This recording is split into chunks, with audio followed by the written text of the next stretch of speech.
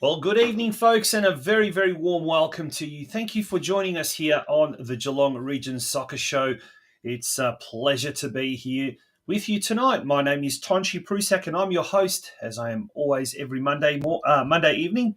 And it's episode 160, our 10th episode for 2025. So it is going to be, as is always the case, week in, week out, a bumper show packed with a lot of the latest stuff happening from around the region. On tonight's show, we've got a feature interview with a young man who's doing very, very well in the world of football, particularly in the world of youth football. Geelong boy, Tobias Servin, who now plays at Western United. Just last week, he came back from a very successful tour of Hong Kong, where his Western United team took out first place in the Shield Trophy of the Hong Kong Soccer Sevens, which also featured another Geelong boy, or former Geelong boy, Anthony Didolitza, who these days calls Melbourne home. So that's coming up a little bit later on in the show. We're also going to be speaking to the treasurer of the Geelong Soccer Club, Nick Petrovski. We featured Geelong quite a fair bit this year as far as football themes are concerned, but we're going to talk to Nick about some of the programs, some of the community-minded programs that the Lions have been staging at their Stead Park complex in Nor Lane. One of those was the very successful All Abilities League or All Abilities program that just concluded last week. We'll also be talking about the Pathways Cup as well, which was held earlier this year, as well as the general community vibe down at Winslow Park. That's all coming on a bit later on. We've also got lots of news. In fact, it's jam-packed as far as the news is concerned. So we're going to have a little bit of a short break as far as our main sponsor is concerned. Some messages from our sponsor, which is The Gordon, of course. And also shout out to all our business advertising sponsors for tonight's episode: Kerber Coaching Geelong, Just Turfing Instant Turf, Ozcom Technology, and J Hill Books. You are watching the Geelong Region Soccer Show.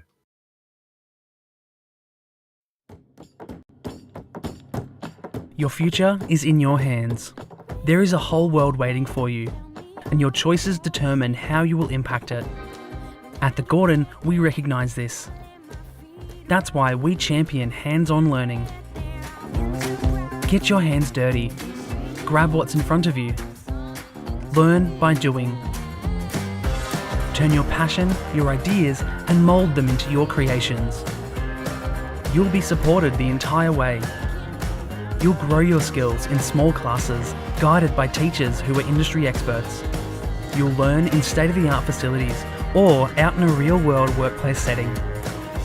Your hands-on experience will increase your understanding and put you ahead of your university peers. You'll graduate work-ready, and you'll graduate sooner, with a huge range of qualifications to choose from and support services to enable your success. Now is the time to continue your learning journey. At The Gordon, your future is in your hands.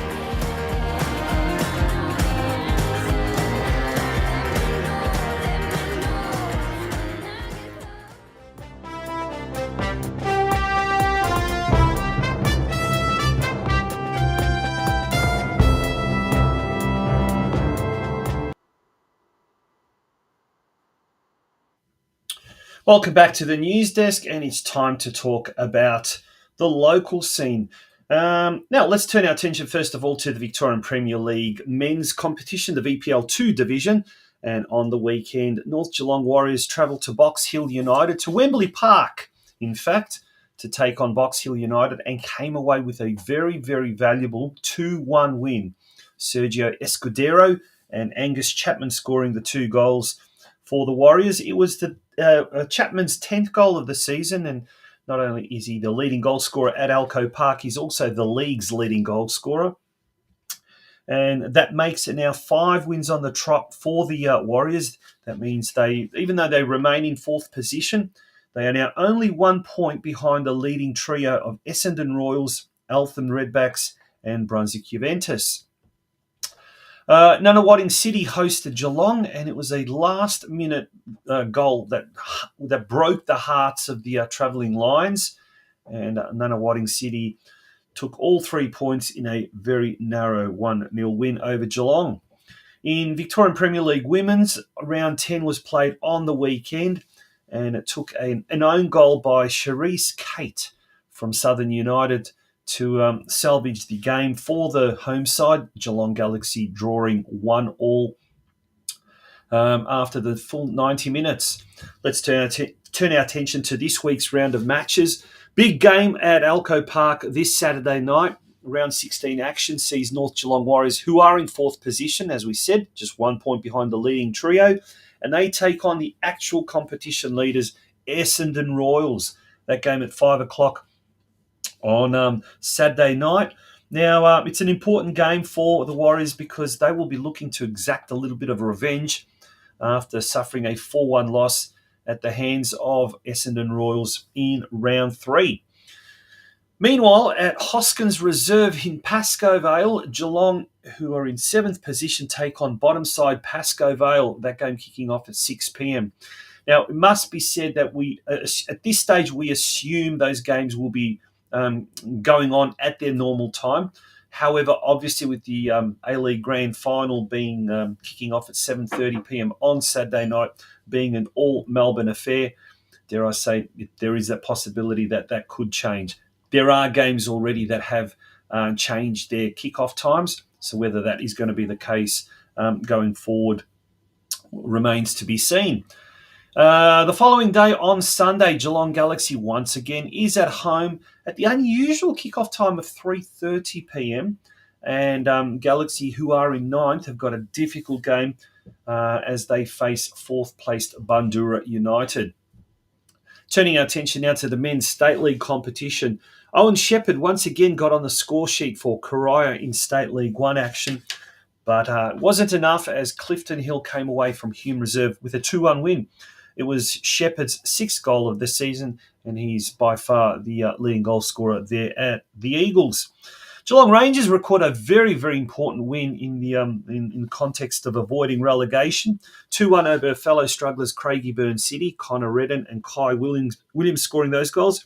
It was Williams' 3rd goal of the season, and he's also the leading goal scorer up there at Myers Reserve. In State 3, a tough game, but an important win for Surf Coast as they defeated Laverton 2-1 at Banyule Warri Reserve. The 2 goal scorers, O'Connell and Sato, scoring their first goals of the season.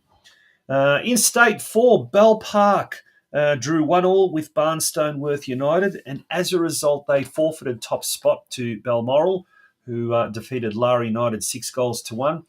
Now, Lucas Rabagliati scored his 9th goal in 5 games. He scored in every one of his games, those games that since he's debuted for Bowen. Excellent goal-scoring form is the Italian import. As we mentioned, Lara United went down to Balmoral 6-1. Jake Parker scoring Lara United's only goal. Very valuable win for Deakin Ducks on the road to West Point, scoring 2-0. Laszlo Henry and Brenton Rees both scoring. And another fun fact, I mentioned it last week, every time Sam Wyeth scores, the Ducks win. When he doesn't score, they don't win. Well, that curse has been broken because he didn't score in this game and the Ducks still won. Bowen lost to Westside Strikers 2-0 and Ocean Grove had a bye on the weekend. Looking ahead now to round 10 action. 2 more rounds to go before we're at the halfway mark of the State League season. Incredible. Corio are away to 8th place Westvale Olympic. That game kicking off at McKechnie Reserve at 3 p.m. The Uni Hill Eagles host the Geelong Rangers in State 2 action at Findon Reserve, also 3 p.m. Surf Coast travels to 6th placed Epping City at Aurora Fields. And in State League 4 action, we've got a Friday night game where Lara United hosts Barnstone Worth United at Lara Recreation Reserve, 8:30 p.m. kickoff. So if you're not doing anything this Friday night, get down to Lara Recreation Reserve. Fantastic facilities down there, and they've got a great canteen set up as well. And I'm sure that Lara United would appreciate your support. They need the support. They need the points as well. The following day, Melton Phoenix hosts Deakin Ducks at McPherson Park. Keilor Wolves are at home to Barwon at Green Gully Reserve, pitch number 4. And then the big one on Saturday night, Bell Park has got a chance to redeem itself and overtake Balmoral on top spot when they host the current ladder leaders at Bell Park Sports Club. That game kicking off at 6 p.m. under lights. Should be an absolute fantastic game, that one. A real humdinger, as they say. In State League 5 action, bottom side Footscray Rangers hosts Ocean Grove. And we move over to the Women's State League. North Geelong Warriors came away from Ardea Reserve yesterday with a 1-1 draw against the high-flying Westgate, who I believe are currently in 2nd spot on the competition standings in Women's State League 1. Zoe Storchich scoring the only goal for the Warriors. This weekend, in fact, on Saturday night, the Warriors will be hosting 7th place Craigieburn City. A win over Craigieburn City will see North Geelong jump into 7th spot, and that game kicking off at 7 p.m. immediately after the Warriors men clash with Essendon Royals, which kicks off at 5 p.m. So Super Saturday soccer at Alco Park this weekend. All right, well, let's turn our attention to the local league, and it's time now for Tonchi's Tantrum. Yes. Well, at 4:36 p.m. tonight, on the Football Geelong website in the competitions department, that was the state of affairs for the men's Division 1 and the women's Division 1 competition. So by mid-afternoon or late afternoon on a Monday, we only had one score for the women's there on the left, one score on the men's there on the right. We put it up on our Facebook page earlier today. Thank you to all of those individuals who did end up putting the scores down. But the reason why we have a Super Saturday Soccer post every Saturday is for everyone. It doesn't matter if it's clubs, officials, supporters, whoever, to put the scores down of their games. And the whole purpose of that is to unify, to bring the football community together. What do I mean by that? It becomes the one-stop shop where you can check your results of local games. It doesn't matter if it's seniors, if it's reserves, if it's Divi 1, Divi 3, if it's men's, women's, juniors, futsal even. Just put the scores down and let's have a thread of 100 posts. Why? Because it seems that whoever is responsible is not doing their job. To have my daughter plays basketball and they have real-time scoring. So as the hoops go in, the shots go in, it's all computerized and you can have a look on the app, you can have a look on the internet, on Facebook, whatever the case may be, and you will see the scores. We as a code, we as a sport can't do that 48 hours after the game has finished. Something's not right. Something is wrong. Rant over. Moving along now. On a positive note, news out of Football Victoria this week reveals that a new State League Cup competition will be known as the Cecil Early Shield, and it will comprise the final 8 men's State League clubs that have made it through to the 2025 Doherty Australia Cup, or the Doherty Cup or the Australia Cup. So the final 8 clubs will be drawn in the quarterfinals, with the successful clubs advancing to the semi, and eventually the grand final will be played as a curtain raiser at the home of the Matildas to this year's Doherty Cup on the weekend of August the 10th.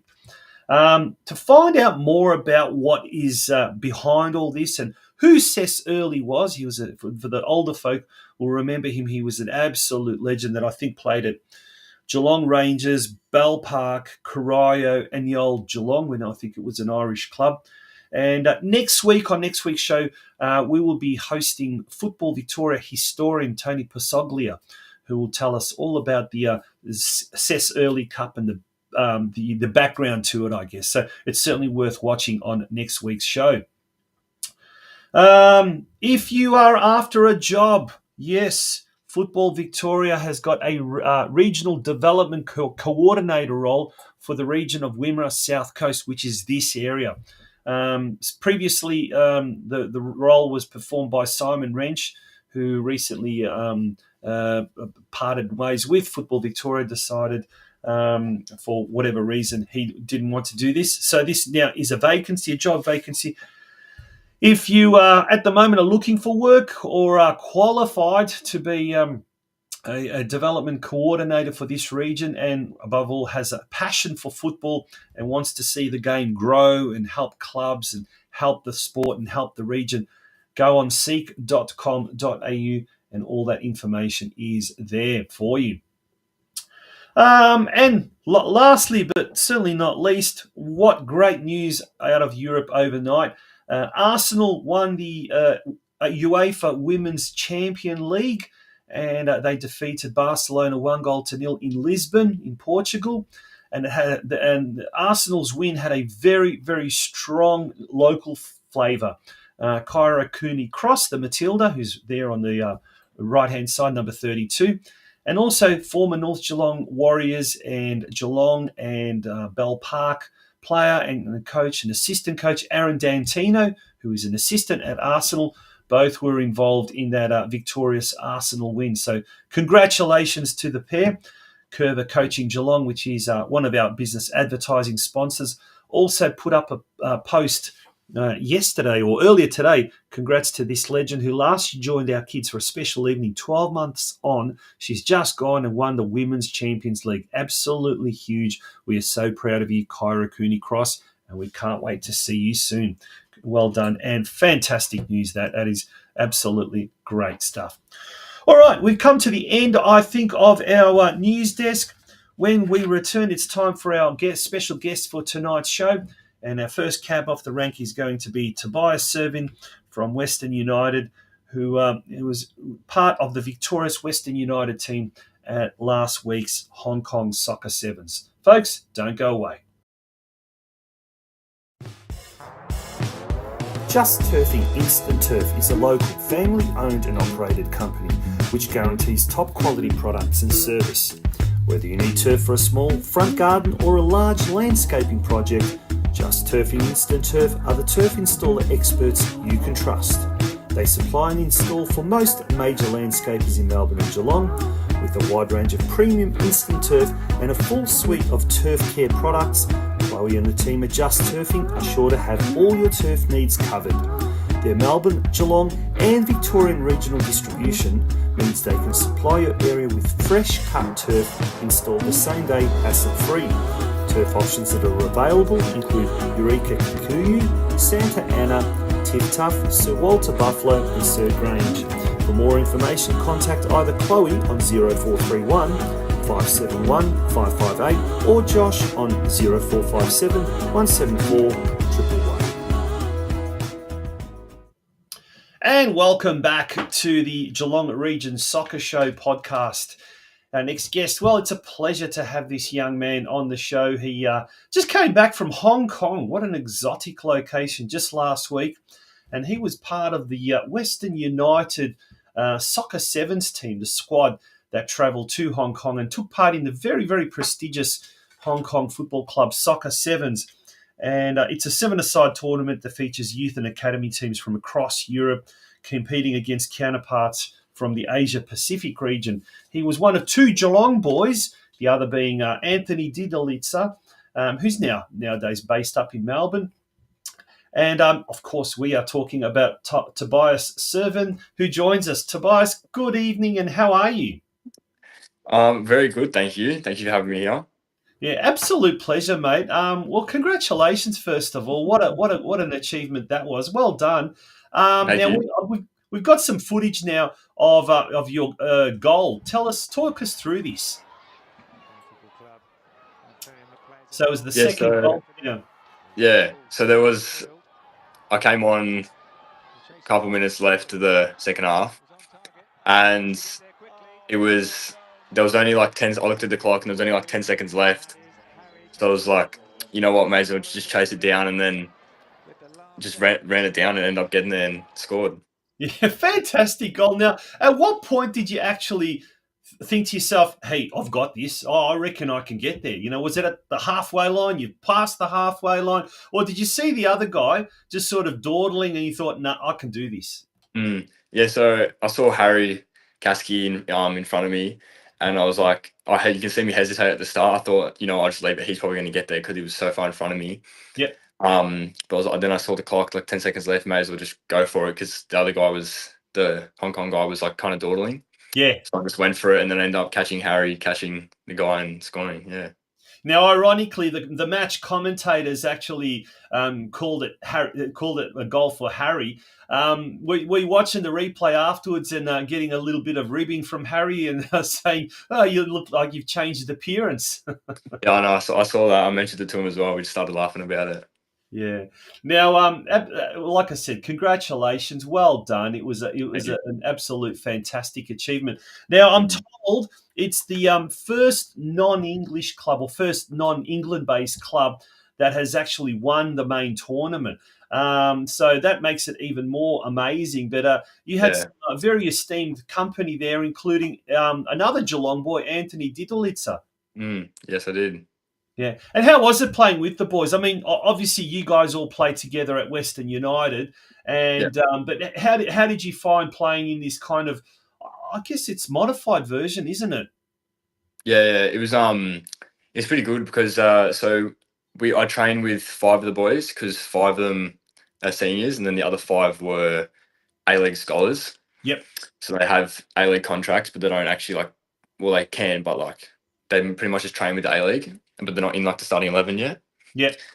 But they dropped down to play games in seniors. So when we pretty much play seniors together, but we don't train together. So we have played together before, but not this many times because we don't really train together. But it was good to get to know the boys more, and be with them. Yeah. Now, before we talk more about the tour, before we talk about the trip yourself, you play for Western United, and you're in the under 23s team. So that's the reserve team of the VPL one outfit. But you've been promoted in recent times to the senior squad. So you're playing quite often in the VPL one seniors. How are you finding that? Yeah, so the last couple of weeks I've been playing seniors and started a couple of times as well, which is pretty good. Um, it's definitely different from the 23s. The jump is like quite big. Because you obviously you're versing older blokes, you're versing people that are, like they're pretty good and they're big. So the physicality Yeah. and speed of the game is a lot faster. And at the start, it was a bit hard to get used to, but I feel like I'm slowly getting better and getting used to it. So it's pretty And good. who do you find being the toughest opponents? The 16, 17, 18-year-olds like yourself who are, aiming for senior football and aiming to, eventually one day play professional football. All those 20-something, 30-somethings, guys that have, been to the top that have still got it, what makes it Mm. to play at, say, NPL level. And their clubs, whether it's Northcote City, Caroline Springs, George Cross, Bentley Greens, clubs that have got ambition of returning to the top competition. Which ones do you find to be the tougher opponent? For me personally, it's probably the older blokes in the 20s because they've got that experience. Their mindset is there, and then yeah, they've been there, done that. Their mindset is definitely one of the strongest things they have on us young boys, because our senior team's pretty young compared to Yep, everyone else. yep, But technically, I feel like we have it on most of the teams, pretty much yep, every team. yeah. But it's just that physicality and mental side to it, and What, experience. what about their craftiness? So you talk about experiences. Some of these older blokes, we don't have the VAR, and we certainly don't have any of that, like the playback TV or anything like that. So are they quite cunning, and do they do the sort of shirt pulling when the referee's not watching, or stepping on the toes? All those little kind of, let's call them dirty tricks, but it's all part of the game, I Yeah, guess. yeah.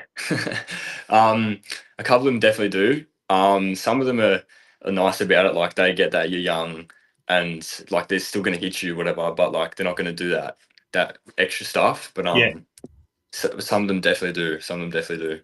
Yeah. Now let's go back to Hong Kong. Like I said, an exotic sort of a location, and we'll show some of those photos up there, and just absolutely incredible. Look at that. You've got these Yeah. skyscrapers in the background, and you're training. Mm. Take us through what was a typical day while you were on tour. Like, what time would you wake up? Where would you have breakfast? Did you have it together at the hotel complex, or did you have a little bit of downtime? Tell us what was a typical day, I guess, in the life of a professional footballer on tour. Yeah. So the first day was pretty much just traveling. The flight was about 8 hours or so. So, and then when we landed, we took an hour bus from the airport to the hotel, and the hotel was in view of the pitch where we played on. It was probably 100 meters away. Yep. So it was pretty good, perfect location. Couldn't get much closer. And then the main 3 days where we played our games, the day before, so the first day, sorry, was we had a training session. So Yep. we we have breakfast between 7 8:30. Yep. And then we go have breakfast. We had the breakfast at the hotel, and then we come back, chill for a little bit, have a team meeting, talk about the teams we're versing, what like tactics, whatever. And then we go to have a training session. Training session. The first one was just a kind of a bit of fun because get the legs moving again after the flame flight, but still focusing on what we need to work on for the upcoming games. Hmm. And then did training, and it was 30 degrees, 85% humidity. It was Oh, really? steaming hot. Yeah, very hot, very hot. So we were absolutely sweating. So obviously you got to get that hydration in. So we had a box of a big esky filled with ice, towels, Powerades, electrolytes, you name it, it was there. And then we went from training back to the hotel, showered, and then got changed into our Western uniform. And then we walked back to where the tournament was held. There's like a big building where a couple of teams were staying there, I think, but it was where the pool was, the entrance to the stadium, pretty much everything was there, restaurant. So we ended up having lunch there and dinner there, and that was pretty much lunch and dinner there most nights.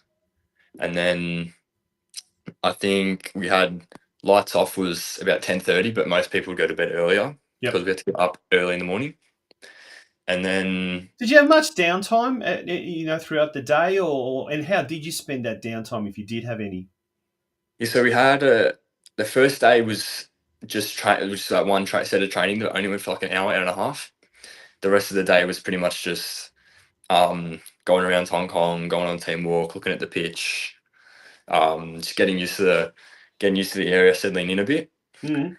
And then the next day it was our only day off. So we had training in the morning. Then after that, we went to the markets. We went to the Hong Kong markets, walked around the main part where we were a bit. Yep. And that was pretty good. We were there for a couple of hours. Everyone got some stuff, do the bargaining, this, that. It's pretty good. And then went back to the hotel, went for a swim, and then had dinner, and then went back home, and that was that day. And then the next day was the game. So we had team meeting, so breakfast, team meeting, and then we headed off to the part for the games, and then we'd sit down, watch a bit, and then because the games were only 14 minutes, and it was like rolling. The games are pretty much rolling. Yeah. It's like as soon as one game finished, they walked off. Next game walked on.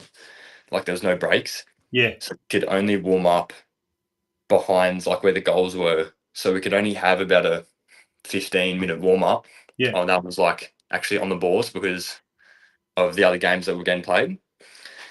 So you would just have to make sure you're recovering and getting all the right stuff done, stretching, warming up like beforehand. So then when you get onto the pitch to do the actual ball work, you're warmed up from it. Well, the world is yours. So work hard and you can have whatever it is you want.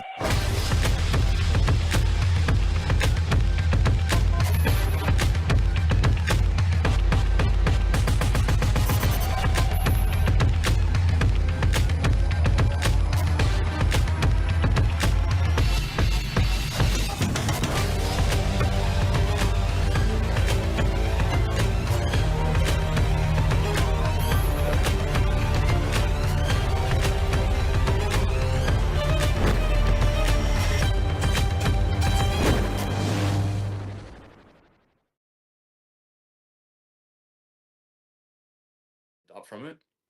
Well, there's really no time to kind of rest in between, isn't it? It's just full on. And your coach, Anthony Frost, was your coach, was he? Yeah, he was, yeah. Yeah, and did you have any other support staff there, physios or trainers or anything like that, assistant coaches, or was it just? Yeah, so we had an assistant coach, manager, and then we had a physio, and we had Michael Island who looked after all the kits and preparations and all the organising, pretty much the schedules and all that. Michael, very well known to the Geelong region, former competitions manager at Football Victoria from a few years back, and he's now the academy administration manager down there and does a very, very good job. That's awesome, mate. That's absolutely fantastic. Now, mate, you're only 17 and you're in year 12 at St. Joey's here in Geelong. Yeah. How do you combine it all? Because I assume you train up in Melbourne, up at Tarnee, 4 times a week plus game day, and then obviously you had this trip. How are you managing to combine the high commitment required for year 12 VCE and all of your football commitments?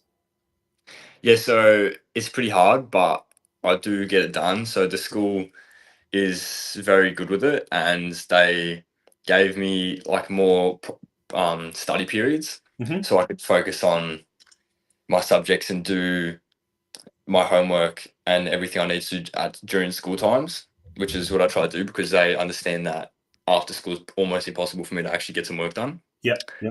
So does that mean you do less subjects, or have you done kind of in year 10 and year 11 you did a kind of more of the VCE subjects, so your load isn't as big in come year 12? Yep. So in year 11, I did one year 12 subject, Mm-hmm. which means when I got to year 12, I had one less. So then I only Oh, had to do 4 this year. yep. So that already gives me a couple of private study periods, but it was kind of too much still for me. Yep. So I asked them if I could drop one this year. So I only had 4 because you only need 4, but like they don't recommend having 4 because then if you fail one, like you don't Points get go your down. Yeah. Yep. certificate, whatever. So, but I didn't feel like I was going to fail anything. I feel like if I had the 3 and I had more time to focus on those 3, I would do better than if I had 4 and trying to stress over all 4. Yeah. So they were pretty lenient on that and let me do that. So now I do three subjects this year.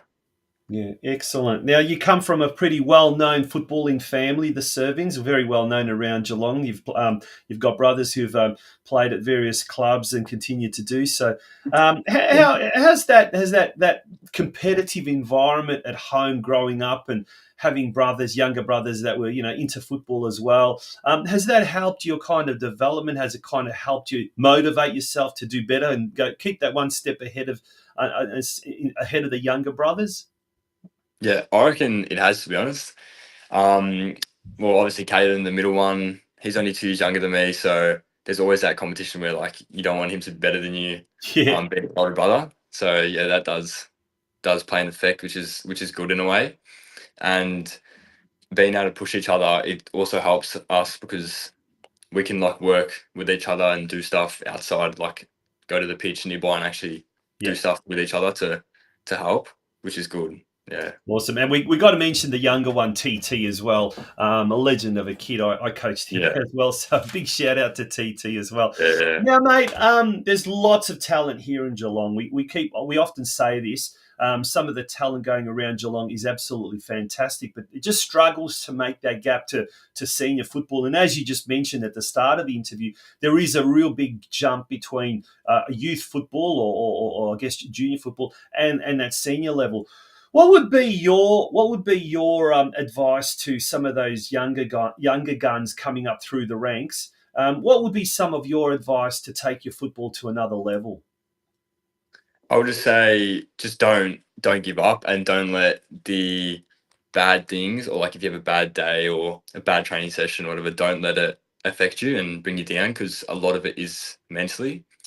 And I can speak through experience because when I before I made my senior debut, 2 weeks prior to that, I got dropped to the 17s because I wasn't training. Like consistency is a big thing, Hmm. and my mindset wasn't there.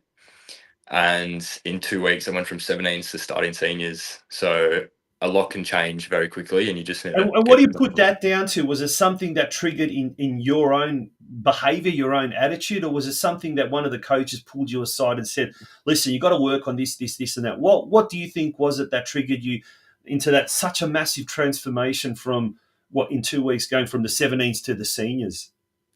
It was just well, I feel like the 17s it wasn't enough for me. It wasn't pushing me. It wasn't testing me.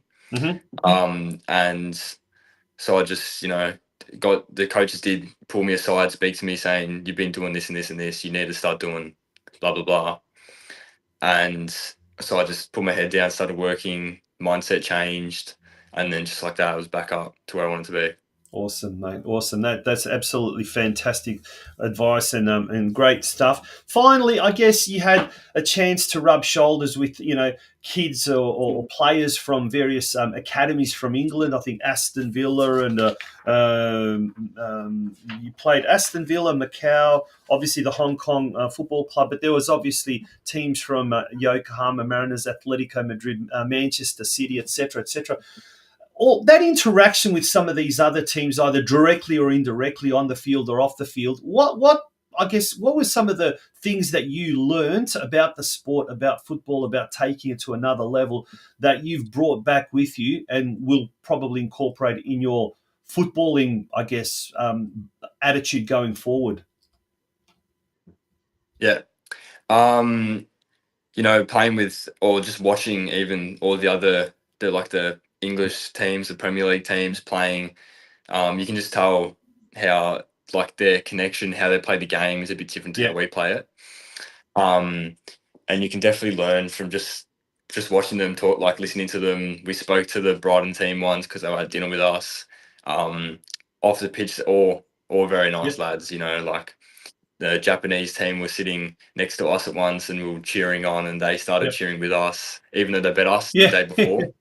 Like they don't take anything for granted, and yeah, the connection is pretty good just with everyone off the pitch as well. Like on the pitch, different story. You have your battles. No one's really friends, but as soon as you get off, it's completely different. And yeah, it's pretty And good. I guess in that sort of cutthroat environment, and you've only got 14-minute halves, you have to switch on right from the outset. You can't kind of allow 5 minutes just to sort of see how things are going. You have to be focused right from the outset and maintain that consistency, which is something that you talked about before, isn't it?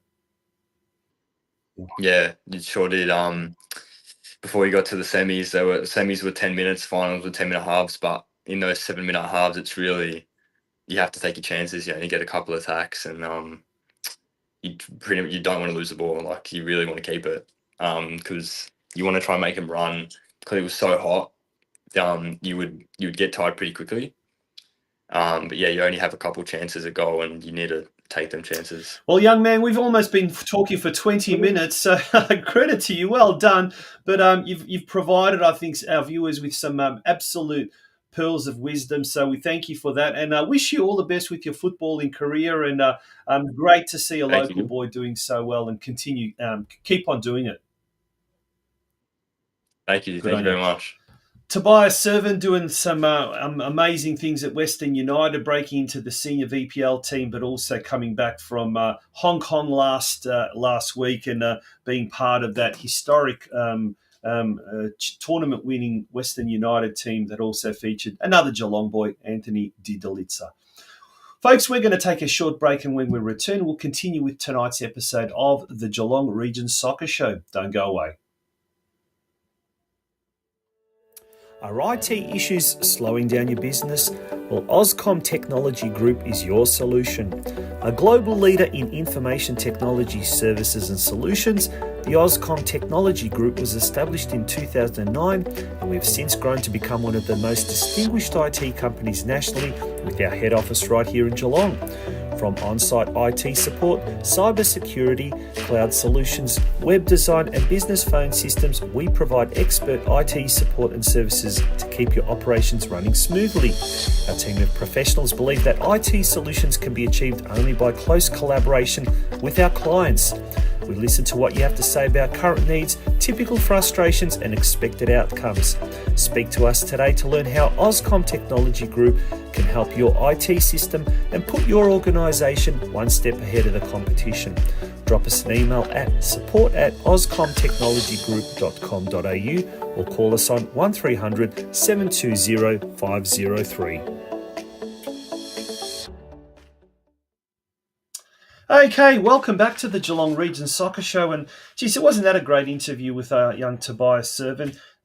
Quite inspirational for young folk there as well. And it's great to see local footballers doing some great things. Speaking of local footballers doing great things, or local football clubs doing great things, our next guest comes from Geelong Soccer Club. A club that's obviously one of the biggest here in Geelong football-wise, but also they're doing some fantastic things off the field as far as the community side of things is concerned as well. And recently they held an all abilities football event, football league, if you like. And to tell us more about that is our next guest, the treasurer of the Geelong Soccer Club, Nick Petrovski. Nick, welcome to the Geelong Region Soccer. As we said, the treasurer of the Geelong Soccer Club. How are you? Yeah, really well, thanks, Tonchi. How are you? I'm good, mate. I'm good. And now we talked about the All Abilities League, and that's something that you guys at Winslow Park have just recently concluded the first season of it for this year, that is. Tell us a little bit more about it. Yeah, absolutely, Tonchi. Look, I know you've sort of, just very recently, you've sort of had Ante and Jay Consper at the senior men's program, and obviously Andy speaking about, a fantastic junior program and sort of some of the success we've had off the park with the women's and the boys programs. But it's a very exciting time to be a Geelong Soccer Club supporter, Tonchi. So we've had a really great event really recently we've sort of ran with regards to the all ability space. So it's an area that we felt like our club was missing, and really we're very excited to get involved in. So Tonchi, pretty much as a way of introduction, so I did a program last year called Leaders for Geelong, and on the back of that, connected with Leisure Networks and learnt a lot about a lot of the great programs they've done within our region, specifically, AFL, basketball, cricket, but it was almost a bit disappointing to sort of hear there wasn't anything in that soccer space. So on the back of that, we had a bit of a conversation and sort of said, what can we as a club and as a community do to get something going for kids to play football in our region? And on the back of that, Bianca Juresco, Mike McKinistry and I had some conversations with them and sort of thought, what could it look like?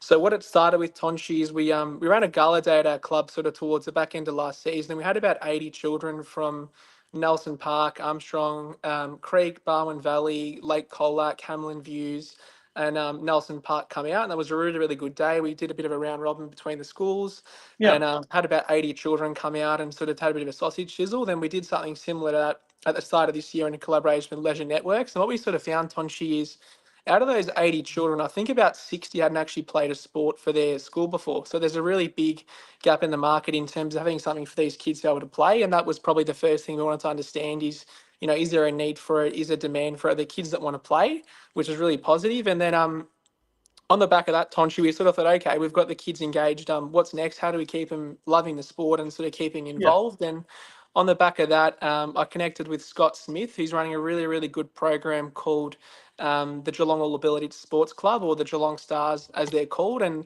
we sort of said, okay, well, given we've had the success of having the kids at our club for 2 round robins, how do we keep them engaged and do something? And as you mentioned, we did a bit of an introductory program, Tonchi. So what it sort of looked like is we had a small 3-week block. We had about 15 kids come down to our club, and just with the help of some great, coaches and volunteers we've got at our club, we did some small skill-based sessions. So we did some passing, some shooting, some dribbling, and some agility, just to get the kids involved in the game. And just, it was really rewarding. I think the coaches who participated really, really enjoyed it. The feedback from the parents and the kids was great. And I think on the back of that, we're really looking forward to having the kids back at our club again in term 4. So that's something to look out for, and would very much encourage other clubs in the region to put their hand up and get involved. And the way we sort of see it going, Tonchi, is, there's some fantastic programs that have sort of got up off the ground probably before COVID within the region for all abilities and soccer. And we're just really excited to sort of see what the next steps are. And we hope that if we get some more clubs involved, we can look to get some sort of competition moving hopefully next year. And just between then and now, keep the kids engaged, keep them on the park, and keep them enjoying our great sport.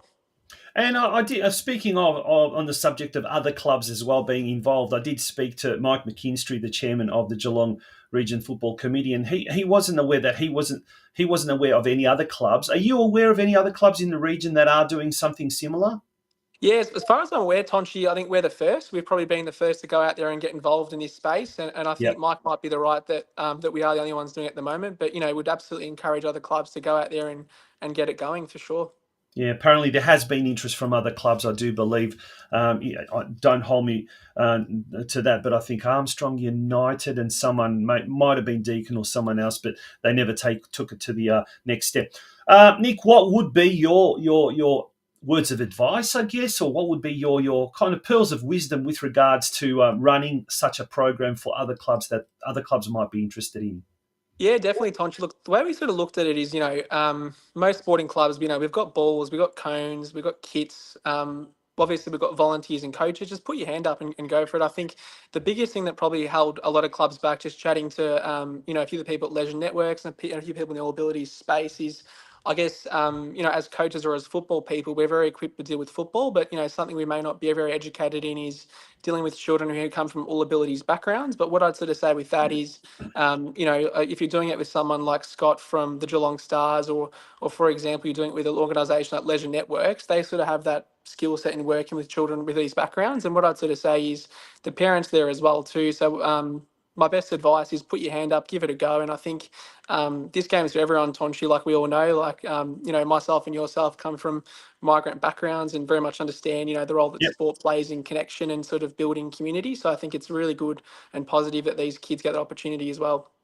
I'm glad you mentioned the migrant element, because obviously being a Macedonian community-backed club, Geelong Soccer Club, is very proud of its heritage. But it's also, and one thing that I really enjoy coming to Stead Park is the welcoming kind of atmosphere there. Doesn't matter who you are, what you are.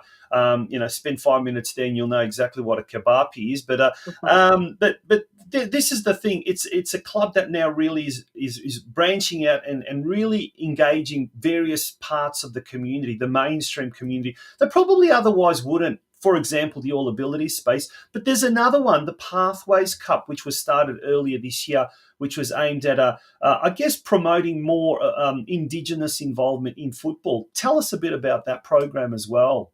Yeah, absolutely, Tonchi. So that was a really great program we had this year. So we ran a program at the start of this year in February. So it's a collaboration between two like-minded clubs, being our club, Geelong Soccer Club, and one of our close affiliated clubs, Avondale Soccer Club. So it's a program which was supported by the Wathaurong people, and the view of it was really just to provide inclusive programs in the soccer space for Indigenous people. And so the day included a series of programs for the Mini Roos. We had a president's function, a few guest speakers, and a raffle and some auctions. So it was a really good showcase game at the end of the evening between the sort of Lions and Avengers being the two senior squads, which fortunately we ended up winning, which was a really good result for the club on the day. But look, I think the best result is probably off the pitch. It raised some valuable funds for this cause, and the way we sort of see it going, Tonchi, between Avondale and Geelong Soccer Club, and with the support of Winslow Construction, our major sponsor, the view of this is really just using these funds to make a tangible difference to young people through the development of some soccer clinics. So we know one of the biggest barriers to entry with our great game is obviously uniforms, registrations, costs, and barriers of playing. So those funds will go towards getting Indigenous kids to playing sports at our club and Avondale's, and hoping we can produce some fantastic players for our region, both in that corridor that Avondale's in and in our region in Geelong as well. Has there been much? I guess has there been anything kind of tangible that's come out of it in the sense of any Indigenous kids this year registering for the first time and playing football at Geelong Soccer Club? Yeah, definitely, Tonchi. So I think we've had sort of only a handful, unfortunately. We'd love to get a lot more involved in ours. So I think we've had about one or two come into the space this year. Mm-hmm. Our understanding is Avondale's had some fantastic success. So I think it's SV or LV Football have run a program there, and they've got a series of kids that are up on the park, which is great. So hoping we get a lot more involved in playing. For sure. Yeah, no, that's absolutely fantastic, and obviously the local pollies there that were there on the day. Eddie Contel from the council, Christine Cousins. She's also parliamentary secretary for First People. She was there involved as well as other dignitaries. So, are you getting much support from various tiers of council, Football Victoria, or is it just a lot of it's kind of just sort of lip service, or is it something that they're really supporting in a big way? Yeah, I think so, Tonchi. So I think we've had some great support. There was a number of sponsors on the day, more sort of private businesses that put in as well. Yep. And I think that, the council was very interested in this space for sure. Like, we were very lucky. I think we had on the day Christine, we had Eddie as well. I've spoken to Al a little bit around this space too. So it's great that we've got some fantastic council members that are really interested in this space and wanting to grow pathways for First Nations. And obviously they're really supportive of All Abilities programs too, which is great. That is absolutely fantastic. Yeah. Now, obviously, the Geelong Soccer Club, we've spoken about how it's becoming such a big community hub, but it's not just, I guess, outside organisations, but internally from a football point of view. The Western United Cup was held for the first time at Stead Park, at Winslow Park, earlier this year prior to the community season kicking off. And by all accounts, that was very, very successful. Are we likely to see edition number 2 next year also at Stead Park?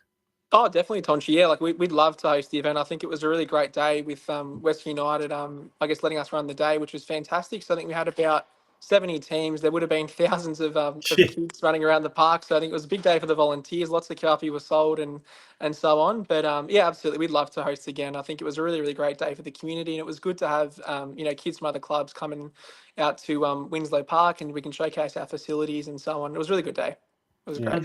Now Okay, and finally, I guess a question needs to be asked, and we've talked about venturing out into the mainstream community and being a real community club, but it's also important to remember your own club, club's heritage, and particularly some of the older members of the club, the existing club, and the Macedonian community who are massive, massive backers of the soccer club. How important is the Geelong Soccer Club to the local Macedonian community?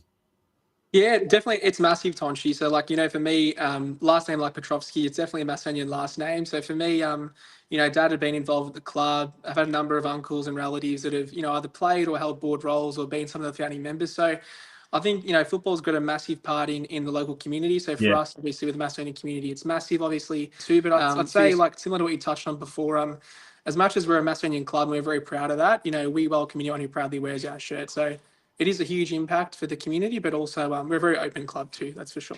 Yeah, awesome, fantastic. On that note, we wish you all the very best with edition 2 of the Pathways Cup and the and also the All Abilities, because speaking of which, that's coming up very shortly, isn't it? The second season of the All Abilities. Yeah, it is, Tonchi. So I'll flick you through a bit of a link to Scott from the Geelong Stars in terms of his page. So we'll be looking to do another program with the kids towards sort of term 4, and I think definitely watch this space, and let's hope some other clubs jump on board and we can get some sort of competition going into early next year. Yeah, awesome. Yep, it will pop that link in the chat section, in the comments section as well. So you'll be able to click on that and you'll be able to take it from there.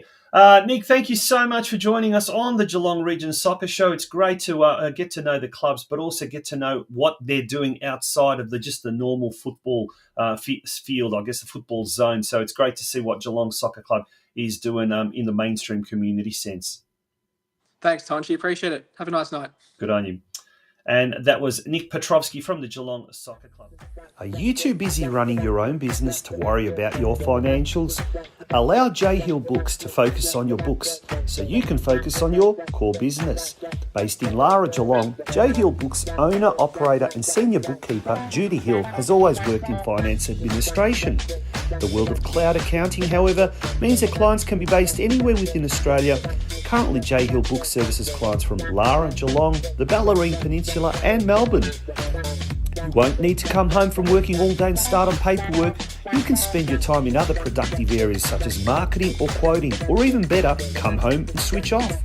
You will know how your business is tracking as often as you need, whether that is on a weekly, monthly or quarterly basis. You can be satisfied that you are meeting your legal requirements to your staff and to the ATO. And deadlines will no longer be stressful for you. Let J Hill Books take the stress out of running a small business and allow you to enjoy watching your business go to the next level.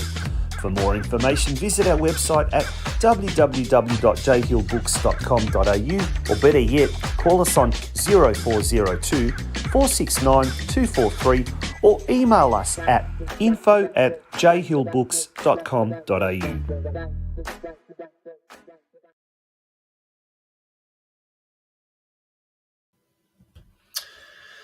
And that pretty much brings us to the end of tonight's show. Before we do go, there is some late breaking news, in fact, from our business advertising sponsor, Curva Coaching. They've announced tonight, it's with much sadness that we announce Coach Ash, and we're talking about Ash Dafter, will be wrapping up his time with Curva Coaching Geelong this week. Ash has been a huge part of our team, bringing energy, passion and top quality coaching to every session. While we're sad to see him go, we're proud to see him take the next step in his journey with Football Northern Territory. Well, that is big news. And Ash, who was heavily involved with Surf Coast, as well, the football club and the coaching as well. I'm sure there are a lot of people who have come in contact with Ash Dafter over the last few years. Wish him all the very, very best for his new venture. Roy Hay, the doyen of the local history, I guess, the history of the local region, he sent through this photo of the Geelong Veterans team in Adelaide circa 1990 for the Australian Masters Championships, where they finished as runners-up. And in it is a young Cess Early, right there where the arrow is. And as we mentioned earlier in the show tonight, the shield, the Men's State League Cup shield, has been named after him. And for more information about that and the background of how that came about, and the actual cup itself, and how that's going to transpire this year, we're going to be speaking with Football Victoria's official historian, Tony Pasoglia, on next week's show. One of our club sponsors, who will be coming up very shortly in the next few weeks, is Bell Park Sports Club. They've actually sponsored us, one of the few clubs this year that have actually backed us, and we thank them sincerely, and their president, Rose Piratina. Well, they've got a big weekend coming up this weekend, a Thai infusion night happening every last Friday of the month only, and it's coming up this Friday. You can enjoy a set menu choosing from 2 entrees, 1 main, and 1 dessert. It's $35 per person. It has to be a minimum of 3 people. There are other things on the menu as well. You can come down to Bell Park Sports Club at 10 Lindburn Road in Batesford. But don't forget to book if you are going to attend. The number there is 52761440 or email functions@bellparksportsclub.com.au. And that is it for another episode of the Geelong Region Soccer Show. Thank you again for being a part of this week's show. We look forward to having your company next Monday night. Good night and thanks again. Bye-bye.